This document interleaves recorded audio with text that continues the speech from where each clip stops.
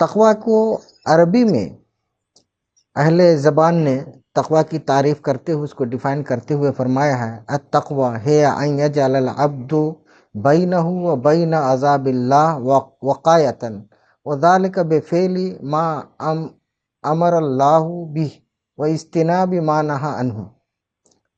تقوی یہ ہے کہ بندہ اپنے اور اپنے رب کے عذاب کے درمیان، اللہ کے عذاب اور اپنے درمیان کوئی ایسی دیوار، کوئی ایسی بنیاد بنا لے جو اللہ رب العزت کے عذاب سے بچنے کا وہ سبب ہو۔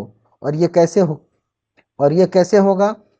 وَذَلِكَ بِفِعْلِ مَا أَمَرَ اللَّهُ بِهِ، یہ ہوگا اللہ تعالیٰ نے جن چیزوں کا حکم دیا ہے اس کو بجا لانے کے ذریعے، اور وَاجْتِنَابِ مَا نَهَى عَنْهُ، اور اللہ رب العزت نے جن چیزوں سے منع فرمایا ہے، روکا ہے، ان چیزوں سے رک جانے کے ذریعے۔ معلوم یہ ہوا کہ تقوی نام ہے اللہ رب العزت کے اوامر کو بجا لانے اور نواہی سے بچنے کا۔ اللہ رب العزت کے احکام کو بجا لانے کا نام تقوی ہے۔ اللہ رب العزت کے عذاب سے، اس کے قہر سے، اس کے جبر سے اور اس کی کبریائی کو پیش نظر رکھتے ہوئے بچنے کی کوشش کرتے ہوئے اس کے احکام پہ عمل کرنے کا نام تقوی ہے۔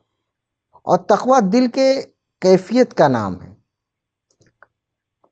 تقوی اختیار کرنے کا حکم اللہ رب العزت نے دیا ہے، تو ہر وہ عمل جو ہم انجام دیتے ہیں، اللہ کے حکم پہ عمل کرتے ہوئے ہم نماز پڑھتے ہیں، روزہ رکھتے ہیں اور دیگر عبادات کرتے ہیں، تو ان عبادات کے ساتھ ساتھ ہماری نیت اور ہمارے دل کی ایک کیفیت ساتھ ساتھ چلتی ہے۔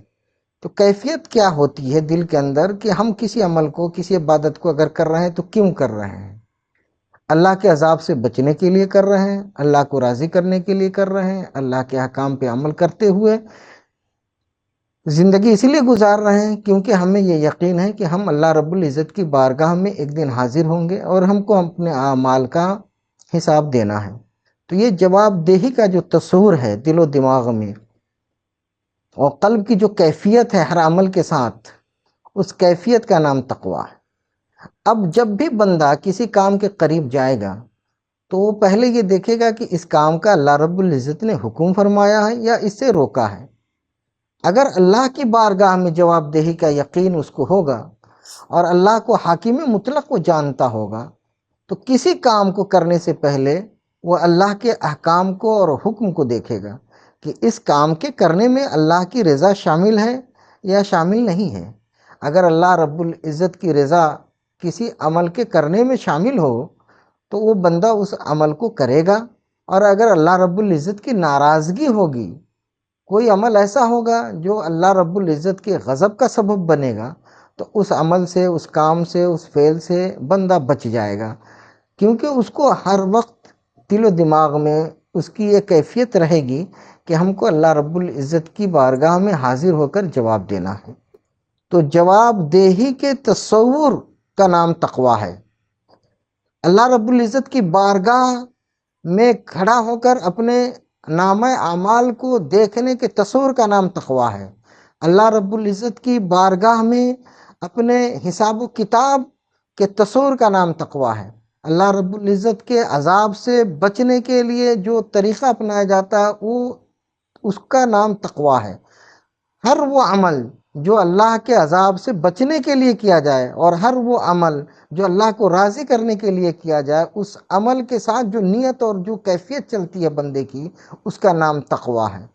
تو گویا معلوم ہوا کہ تقوی اللہ کے عذاب سے بچنے کا ایک بہتر ذریعہ ہے، اور یہ تقوی عبادت کی روح ہے، اور یہ اللہ رب العزت کو یہی مقصود ہے۔ اللہ رب العزت کو کسی عبادت کی کوئی حاجت نہیں ہے۔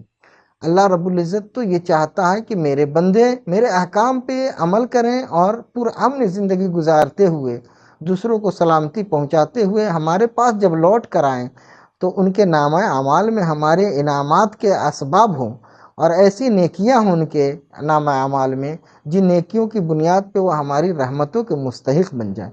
تو اللہ رب العزت غفار ہے، اللہ رب العزت ستار ہے، وہ رحمان ہے اور رحیم ہے، اپنی رحمت کا وہ بہانہ ڈھونڈتا۔ تو تقوی دل کی کیفیت کا نام ہے، جو کیفیت ہم کو ہر عمل میں اللہ کے قریب کرتا ہے۔ تقوی کی بنیاد کیا ہے؟